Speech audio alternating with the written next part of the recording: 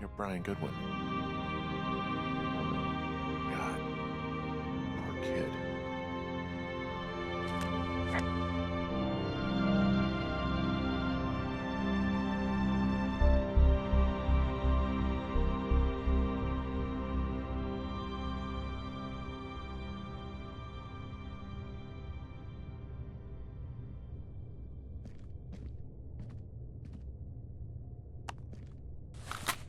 Hi, it's Jake again. And Chris. Hey, Chris. Hey, Jake. This area is one of the only areas in the game where we really let ourselves play up, sort of dressing a set in a really overtly theatrical and dramatic way. You know, this is the reveal of Brian's body was such a big moment that we kind of figured we should just go for it entirely. It was possible to do because I think this is one of the only places in Firewatch where the direction from which the player approaches and the time of day are 100% in our control. Like, you're only ever going to see this scenario under this circumstance. You're going to walk in and sort of the scene will reveal itself from this angle, and there's no chance that the sun is going to be setting in the middle of it or whatever else. So we leaned into it. I kind of ran with that with the music as well. As you know, if you've listened to all the music in this game, I really didn't lean on big string swells or anything like that. It's very kind of small scale recordings, you know, guitar and electric piano and bass and things like that. I decided to just push this as far as possible. I did one odd thing with the music, which was instead of what you'd expect, which was making the music a really minor dark key, it's actually all in major, which is typically what people associate with happier, more upbeat music, but I pushed the strings far enough that I was hoping it would sort of come around the other side and make something that's kind of, I don't know, poignant. It's cool. I like it. Thanks. Fun fact about this area, if you bring a notable Brian Goodwin possession down into this space, you can set it down next to him using the game's putback system. One Russian streamer found that live on, like, the day the game came out. Yeah, by accident, and it was amazing. That guy's stream blew up. Yep.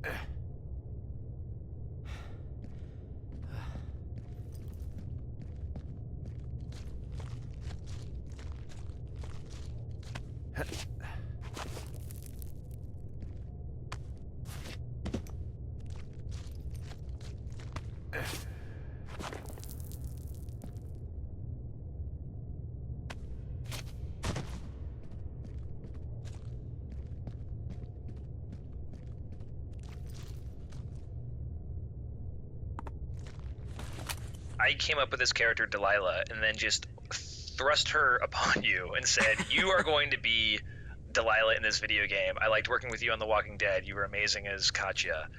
How did that character come to life for you? Well, actually, I think her name was Alice at first, if you'll recall. Oh no, it was. You remember that? It was Alice. Oh no, what a hilarious thing to have to remember.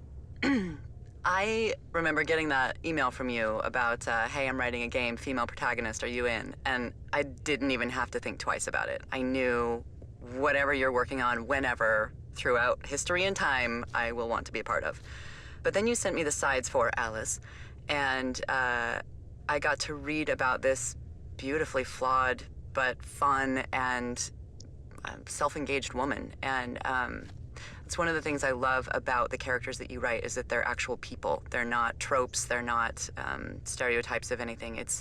They're full-bodied people. And so I got to dig a little bit into my past and what's made me tick and what would make me take a job in the middle of nowhere and shamelessly flirt with somebody over a walkie-talkie and build her from there. The wonderful thing about Delilah is that there's actually a lot of me in her, meaning like I grew up in Idaho.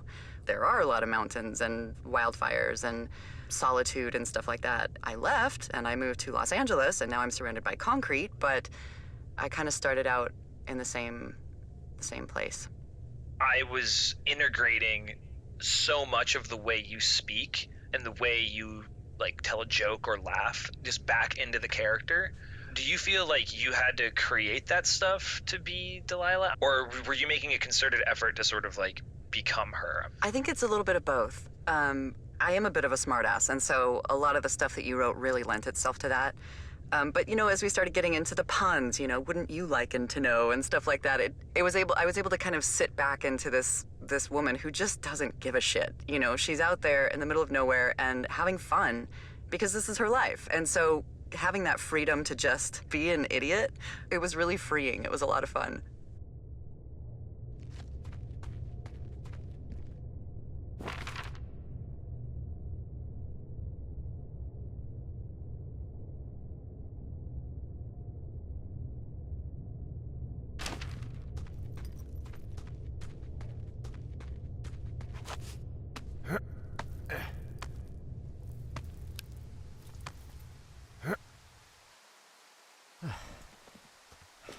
Hey, Dee.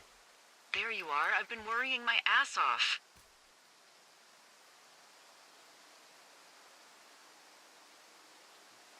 Hey, I'm sorry, Delilah. I'm so sorry.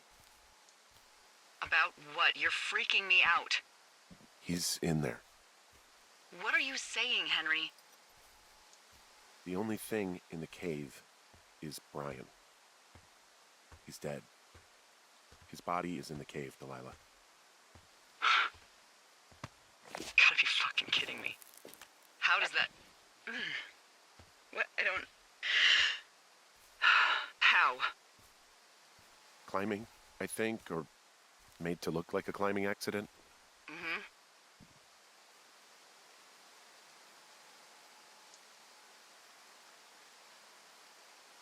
Whoever is out there did it. They killed him. Can we just put this stupid shit aside for a minute? That boy is dead. He was just a sweet kid. They didn't kill him, okay? Why kill a boy? I don't know. I'm sorry, Delilah. I'm so sorry. He'd be alive if I had told someone he was out here. I don't know where he'd be, but I can assure you it would not be rotting at the bottom of that cave. There's nothing to say. Hike back. I think we're leaving tomorrow anyway.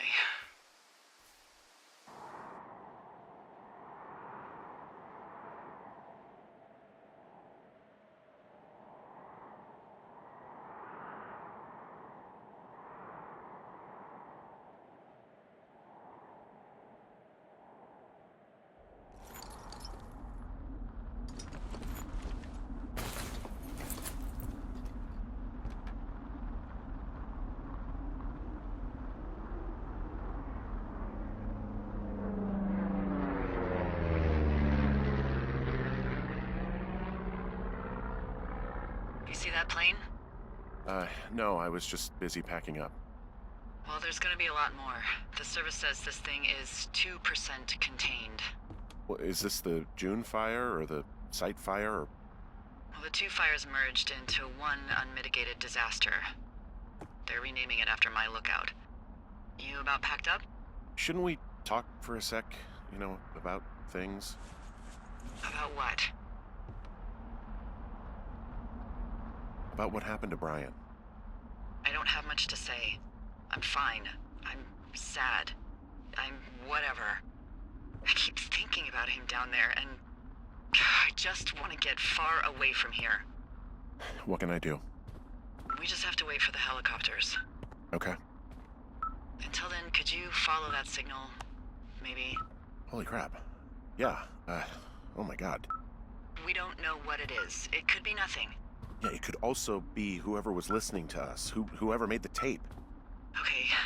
Yeah, look, you should pack up everything you need in case we get the call and you can't come back. All right, look, if something happens... I'll remember you.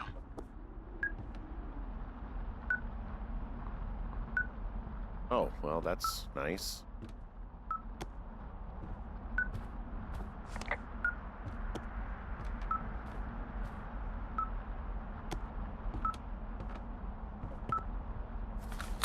Hey, it's Chris again.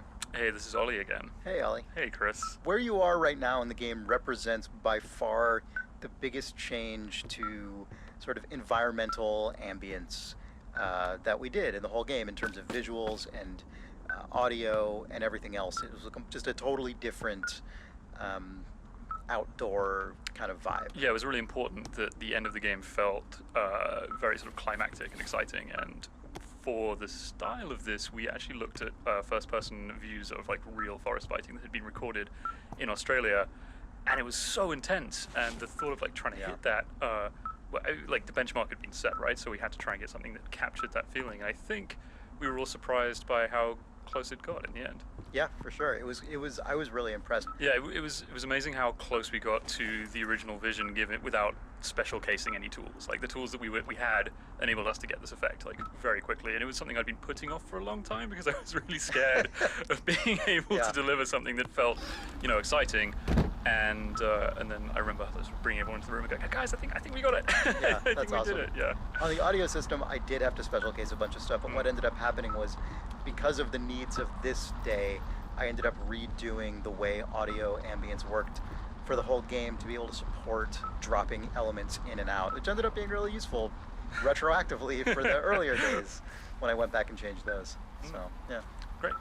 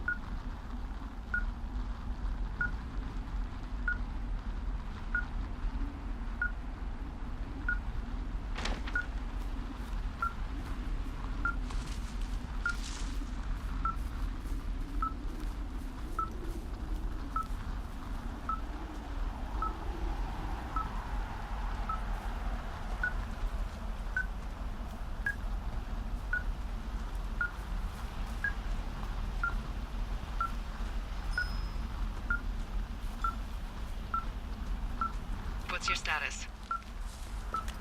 I think I'm getting close. All right, well, I just got word that they are coming to get us. My place. You sound worried. No, it's just... Brian? I'll coordinate with the evac team and let you know when to head towards the tram. It's north. Far. Past where you found that cut back in May. There's an emergency tram out there that will let you hike to the rendezvous point at my lookout.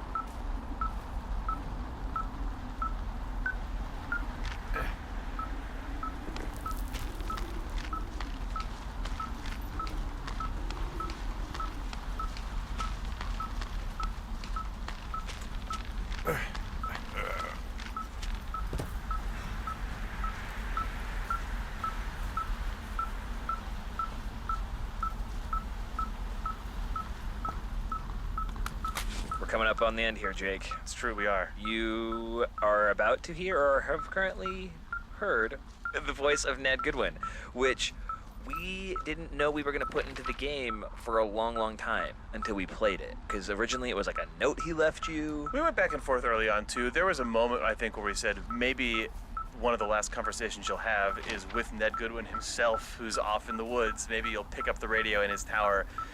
Talked ourselves off that pretty quick, and then maybe he leaves you a note, sort of a confessional note. But then we also sort of bounced off the note because you would find it and it just didn't have the oomph, and it didn't have the sort of cinematic nature of a conversation. And then we went, okay, well, is the response to that to like put Ned Goodwin in the scene? You're gonna meet the guy? Like, thought about that for a minute. And then we said, well, you're going to talk to him, and like, what are you going to say to him? And then we actually found the middle ground, which was a recorded note, which is like was really great. It was like the thing that it never occurred to us because we had written notes and conversations. The idea of just essentially having an audio log did not like jump out at us for a few weeks. And then it was like, oh wait, you have a tape player. He's left you recordings of yourself before. It seemed yeah, like it all connected, and I'm really happy with where we landed with it. And also, Mac Brandt is the voice of Ned Goodwin. We had so many auditions, and this happens all the time. You get a lot of very similar auditions, people trying to play someone a certain way.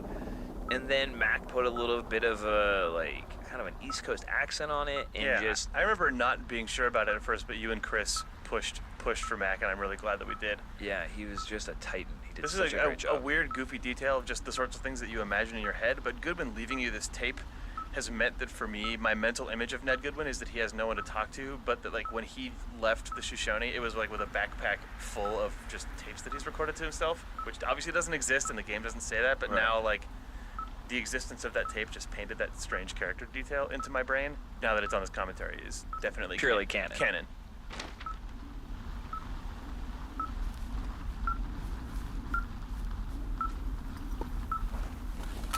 Hey, Chris here. And Nels, hello. Hey, Nels. Hey, buddy.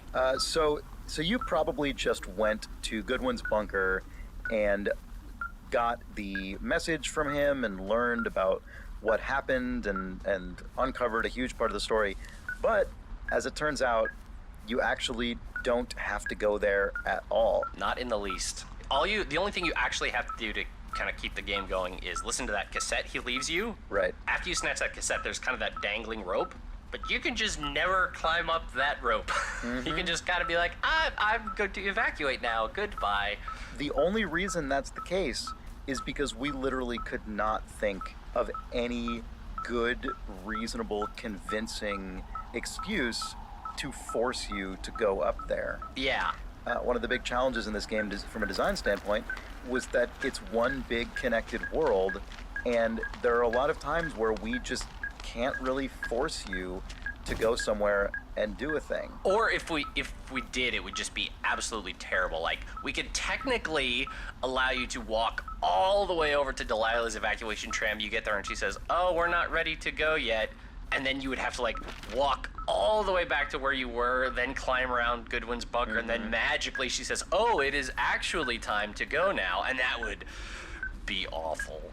And so, because we eventually determined, all right, we have to allow for the player not going through there, that meant Nels and I had to then tackle the other hilarious and difficult problem of making sure that the game and the story didn't break for those players who do never find Goodwin's bunker. Yeah. And that was a very complicated and frustrating task, Yeah. I would say. Well, technically, you can grab the cassette, listen to it, and then not even tell Delilah about it.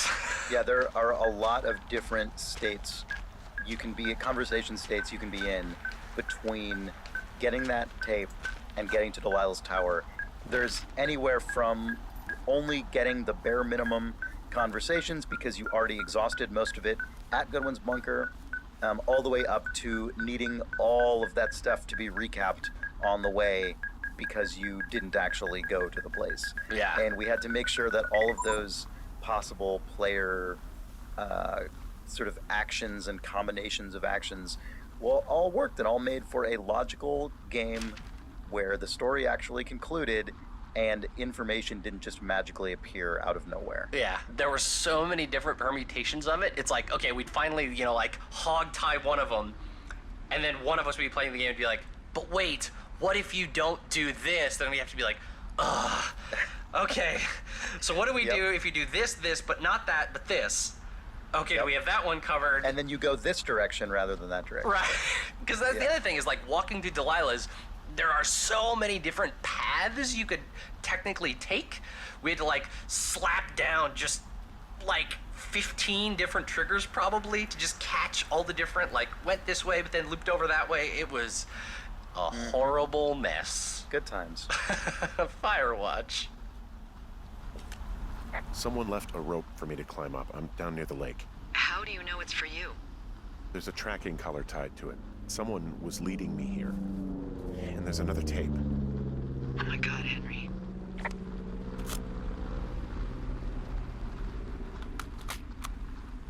Yeah, hi, Henry. Hey, you better find this before it burns up. We've been causing each other a lot of headaches. Now I gotta go stake out a site that's as fit for living as the one you're about to find. You'll get it when you see it.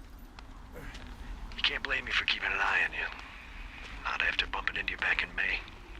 Down by the cave, for croc's sake. I've been up here for 3 years. I kept it cozy. Winters are harsh as hell, and I ran out of books. But I got that antenna rigged up, and Delilah, she's a record you don't gotta flip. I kinda get why Brian took to her. About a week ago, I stopped worrying about you finding anything out, and that's right when everything went shithouse with you two.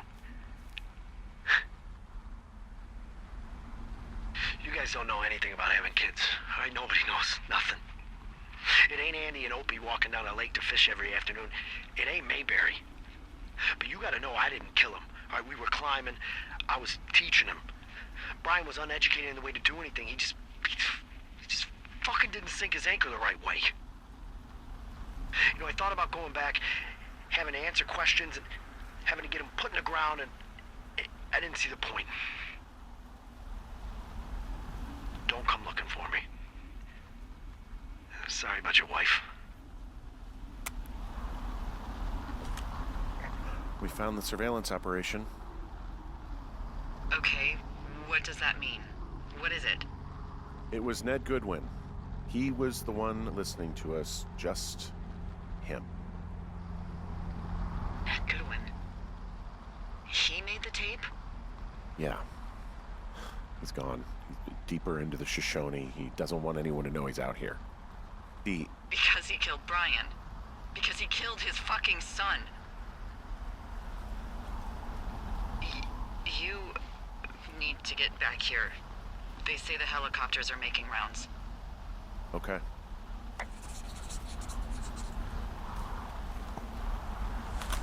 It is Nels once again, And Jane is back. and we are here outside of Goodwin's bunker is what we ended up calling it. This is kind of the weird hideaway that Goodwin has been living in for the past 4 years, which some people may initially think, how could someone do that? That's unrealistic. But actually, we mentioned this briefly earlier in the commentary as well, but there was this man named Christopher Thomas Knight, who is also known as the Maine Hermit or the Last True Hermit, and he was this dude who lived in the woods in central Maine for like over 30 years. Wow, 30? 30 years, not 4, 30. The point where he became like a folk tale that kids in the region were like, oh, my mom said we have to be behaved or the hermit will come take us away in the night. And everyone did think, stuff would go disappearing from people's houses or whatever, but almost everybody just thought it was, local naughty teens or whatever leaning into the legend. But there was actually this dude out in the middle of nowhere, and he had this insanely robustly stocked bunker.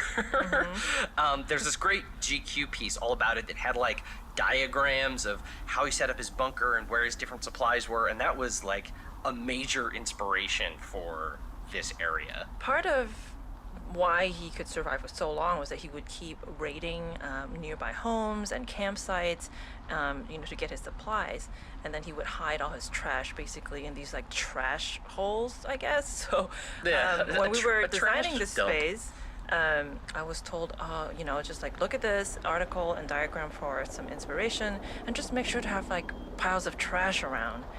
But the funny thing is, actually, it was kind of hard as a environment artist to just make a pile of trash. Okay, if I have to make a pile of trash, I now have to do the mental homework of thinking, well, what exactly could he have taken from where? Exactly. Because even though it's just a pile of trash, but what is actually in the trash and what I'm going to model kind of does, need to make sense and needs to tell a story of you can't just have random TV sets, for example. Yeah, or a big old car tire or something. Yeah, that he wouldn't have stolen something like that. And then the actual shape of the bunker itself, that was more based on these old Native American structures that are actually in Point Reyes, California. Jake, I think, had seen them or maybe been up there or something, but there were this tribe of Miwok Native Americans who built these underground bunker smokehouse type things. The winters in Maine may be a bit cold, but obviously they don't compare in the least to the high altitude Wyoming national forests. So in all honesty, Goodwin probably should have froze to death winter 1. Ended up way more like Christopher McCandless than the Maine hermit, but poetic license. Yeah. And the cool thing, I guess, about this space, too, is if you go all the way to the end where there is a big window, if you look out there, you can see Henry's tower and also Delilah's tower. That's actually where both of those towers are. We didn't cheat it at all. So Jake did a really good job picking that spot for this bunker. Yeah, it's one of my favorite moments where you get out to that opening and you realize that, not only has he been listening in, but he's literally been able to kind of watch you two the whole time. Yeah. You can kind of imagine in your head, as Goodwin was listening on his conversation, he was looking back and forth between the two towers as Henry and Delilah were talking. Yeah. It's a very wonderful voyeuristic moment. Yeah. What a creepy dude. I guess he's been dumping trash up here for a while. There's a clothesline.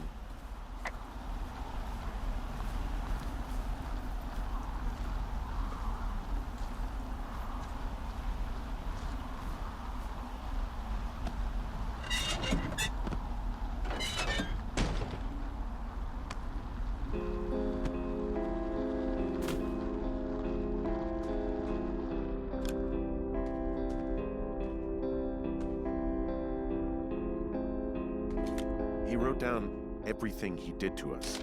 Everything he did every day. He was...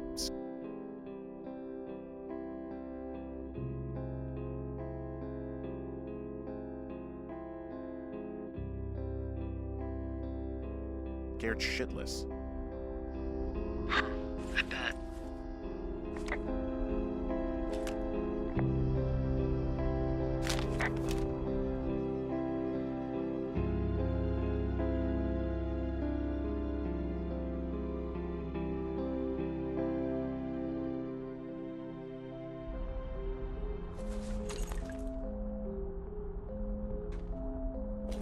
Goodwin was the one who wrote the reports I found at the site.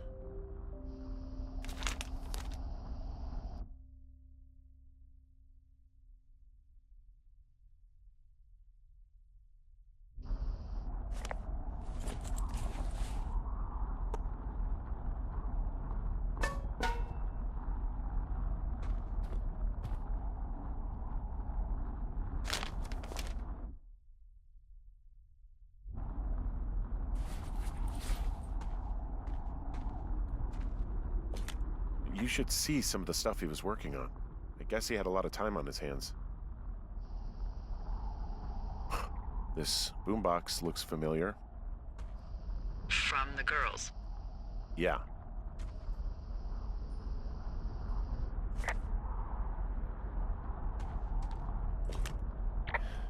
He was rigging up stolen batteries to keep his stuff going.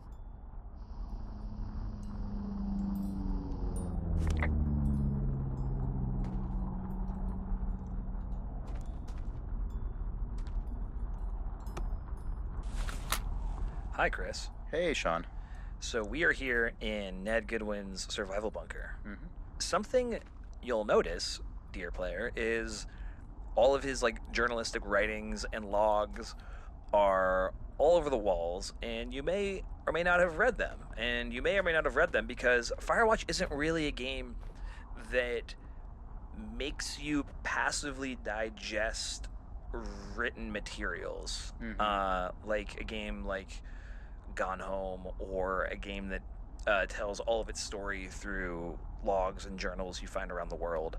And that was kind of a design challenge, as a lot of this game was, because so much, when you pick up an important note in Firewatch, Henry will sort of react, and then when you tell Delilah about it, he'll condense it down to a sentence or two about what the point of it is, and then they'll have a conversation about it. But that's not really on the table here, because a helicopter's coming and Henry and Delilah are sort of a little bit further apart. We kind of walked ourselves into a challenge of being able to check all the boxes about who exactly was Ned and what exactly did he have his hand in, and then presenting you a scene that is completely passive to digest, which was difficult, I think. Yeah, and part of the reason we have to do that is because in games that really lean on you reading a bunch of text throughout the world, generally speaking, those protagonists are either silent or they have prescribed responses to things.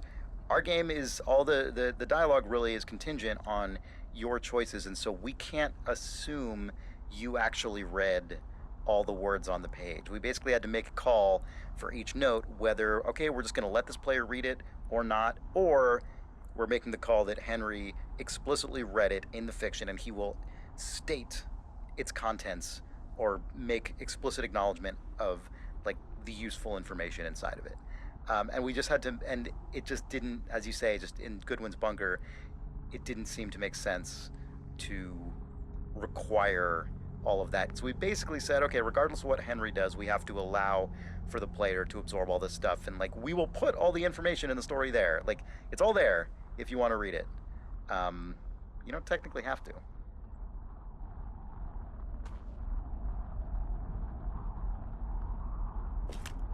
Brian was a nice-looking kid. Yeah.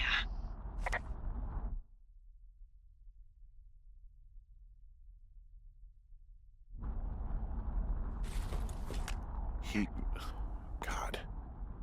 What? Nothing, just some of Brian's stuff. I'm sorry. I don't know what to say. I don't know what you want me to say. We're in the middle of a fire that is at 22,000 acres and growing. Fast. It's gonna burn all of this up. Well, take a picture if you're so keen to remember it. You're not? I don't know. I don't have any photos left. Then take a long look and let's go.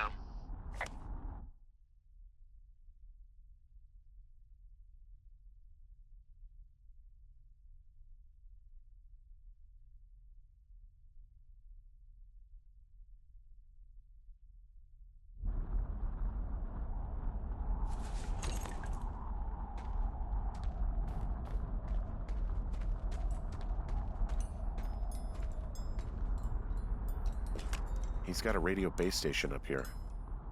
He was listening to us on that.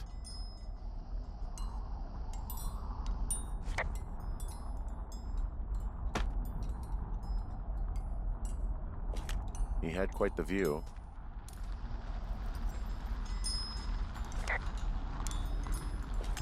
He could see my lookout.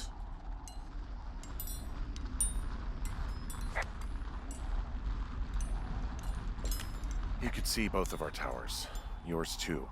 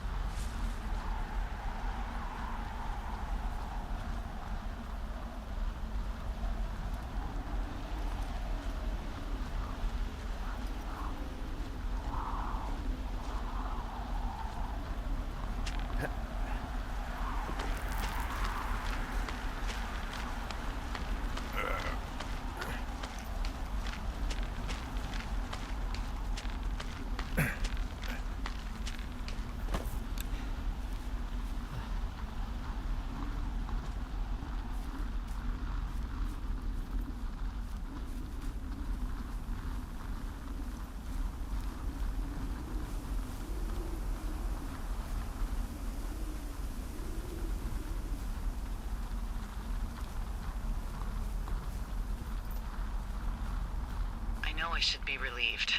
Relieved that there's no evidence of us starting that fire. Relieved that we're not crazy. That there wasn't some conspiracy. But I'm not. He was a sweet kid. With a shitty father who hid out here like a coward after dumping him in a hole.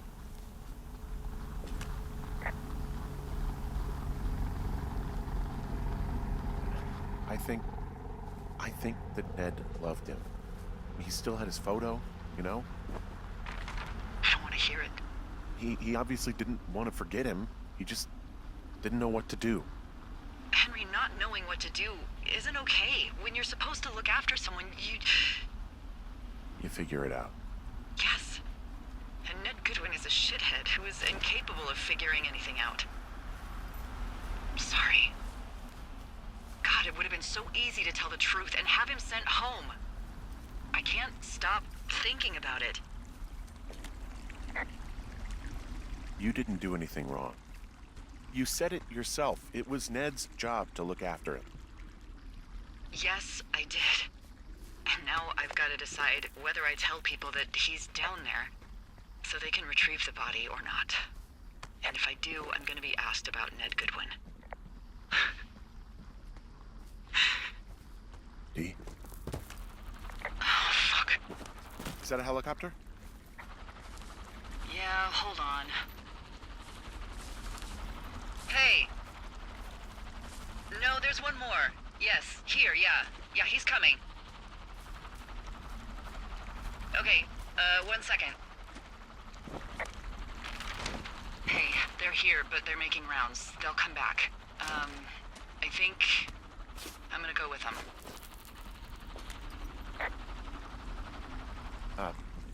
D. What if they don't come back for me? They'll come back. That's their job.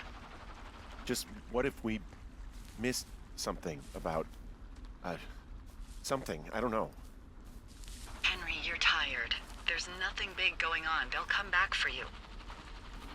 Just wait. I'm gonna go. Okay. If you have to. I have to. Hike safe.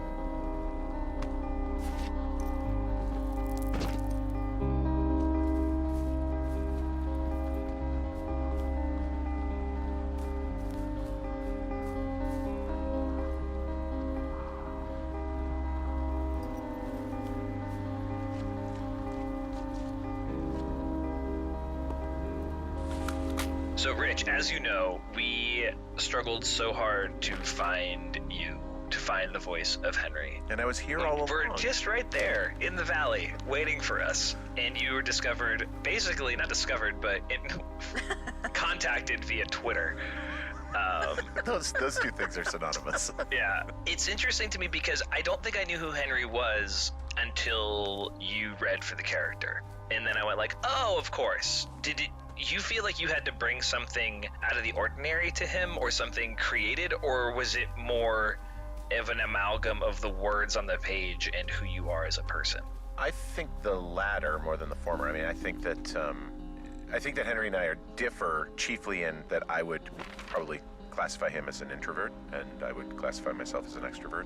And so I think pretty much flipping merely that switch did that for me, and that coupled with the words that made pretty clear what this guy was going through. And I think too, it probably did not hurt that I was recording this thing, in a tiny little upright coffin, basically, where every wall is bumping my body in some way. So there was a feeling of, even though this game takes place out in the woods, there was certainly a feeling of isolation that probably didn't hurt as we were recording. I'm going to bounce that back to you and say that I think that the writing was pretty clear on who Henry was, and I just tried to sound like that guy, I guess. This was your first voice acting gig, really, right? Yeah, my first video game for sure.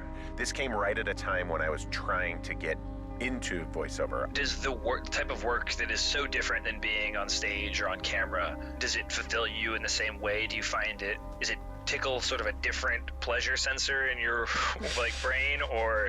I wouldn't say it's exactly the same, but it's certainly a different part of my brain. But I would say it's at least as fulfilling as anything I've ever done on camera, because there's sort of a freedom in the booth that isn't there if you're on camera. There's a lot of sort of, you can't move too far that way, and you can't block your other actor's light, and there's a lot of technical stuff you have to keep in your brain that has no bearing on what you're doing here. I mean, the most technical thing I have to worry about is that I don't get so loud that it clips the sound. Otherwise, that's kind of it. So I have free, full acting available range, and that's an exciting thing, and in a lot of ways, more exciting to me than on-camera work.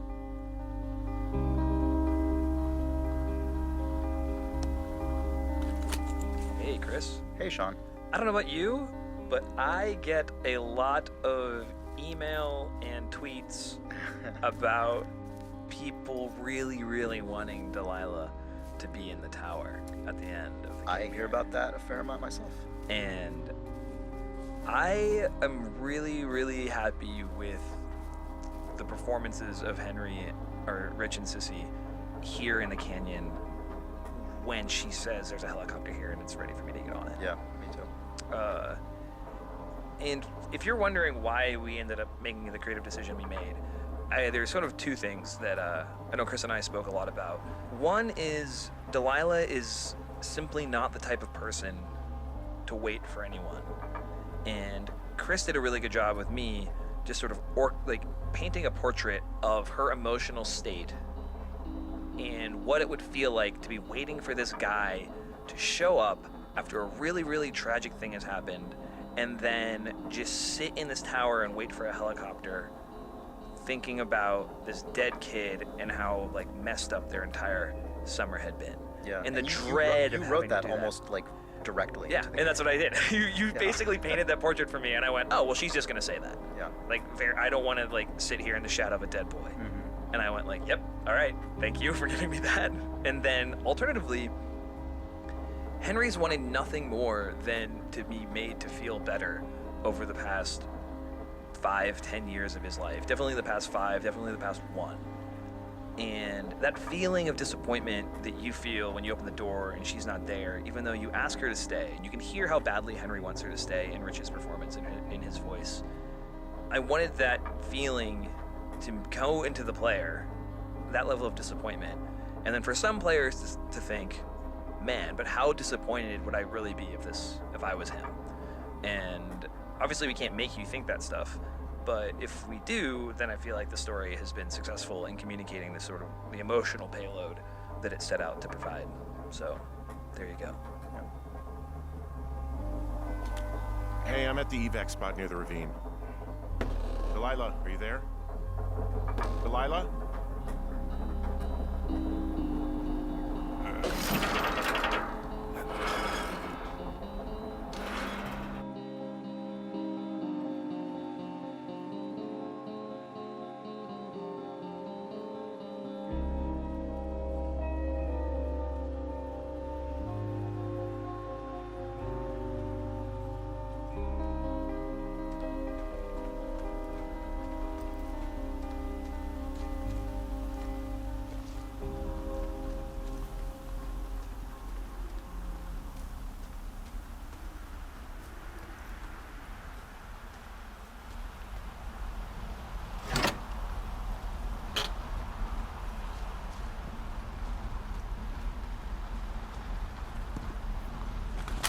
Hi, it's Ollie again. And it's Jane again. So this is Delilah's Tower. Funny fact, this was one of the first things we concepted and built in the game. We always knew that the game would end with Delilah's Tower, and I think we all liked the idea of the title screen being Delilah's Tower. So that was one of the first things we did as a sort of test.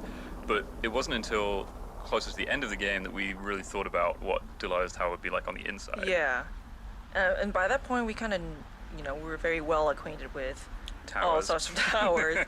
And so I don't even think we had a big concept about it. We just kind of went in and went through all our references, and we just decided, we should have this kind of ceiling and like different cabinets. Yeah, it should feel familiar, but sort of different enough that it feels like a Delilah's place. And we thought about all the things that the player learns about Delilah across the that was game, really fun. and try and like communicate that through things, but also maybe some things that you don't know about Delilah that are interesting to find out. I remember when I was just making props for her space that I would ask Sean, hey, like if she were just eating a snack, what would it be? And Sean would just say, peanut butter and apples. And I would just ask Sean, what kind of slippers would she have? And, we would just have to think about, through the props, tell sort of a little bit of, character of who Delilah is, like what kind of shoes she wear would just be the fun kind of things to think about. Interesting fact also that the behind the mask of the firefighter who collects Henry at the end is actually Henry's own face because it's the only face that we had modeled in the game. I really like the idea that potentially someone would have noticed and thought it was this, thought it was this insane twist. Third ending. Yeah, third ending. Henry sees himself and John Malkovich realizes moment. that it was all a dream. Henry died in the cave-in on the way into the. He on the way into the rescues park. himself. Yeah, exactly. That's so good.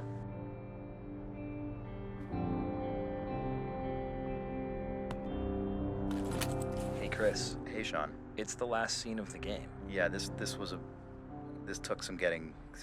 This was very difficult. Yeah. Something you would say in story meetings all the time, which was, I was really afraid of writing the scene, and I was really afraid of the end of the game, which I had never experienced in my career. Yeah, we went up to the wire. You would say to me, oh, you're going to feel it out when you write it.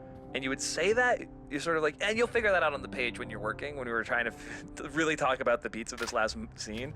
And I would go like, okay. And some direction that you gave me that was really valuable was just the muted nature of this scene, because everything that has been said has already been said, and there's sort of nothing left to do. And you get to a point in your life where that is true often. But movies and games never really explore what that space feels like. Yeah. Because it's really hard to choose to do that, to write the not exciting thing, which I think is why the helicopter shows up, to be perfectly honest. Yep. We needed something to counterbalance this feeling of well, the story is just over. Yeah. They're not gonna get to see each other because that's just the way it goes. So how do we make this feel big and final? We better pay for a big helicopter and a guy's hand you grab and everything. And then to tie it all together, we decided very, very down to the wire that you were going to write music over the top of the whole thing. And I think it totally works. Yeah. But what was that experience like for you? Oh, it was very stressful because writing that music was literally in the last couple of days before content lock. But I think much like the writing of the scene, it just I think I had just sort of absorbed so much of everything that had led up to that point that it actually ended up being an easier process than I thought it was going to be.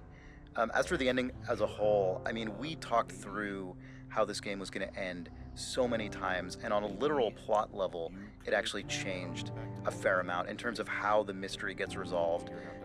All the sort of background information that's feeding into Henry and Delilah's last conversation. And I remember something that was really important to me was as much as possible, I would like the ambiguity and the sort of meaning of the ending and of all the events that have transpired to be in not in the literal what happened, but in the why did any of it happen? Just in the sense of why does anything happen? I remember that was something that I thought was really potentially powerful about the way this game concluded. I think you got. I don't know if that means anything to anyone else, but I think that you got that in the writing, and I was very happy with how it ended up, even though it was a well, very thanks so much for contentious- you through the entire process, 2-year process of trying to write this game, were just a constant checkpoint for me. Because when you're writing, it's a very lonely process. It's very, very lonely, and to drift off of the tone of the thing you're working on with the other people is very seductive.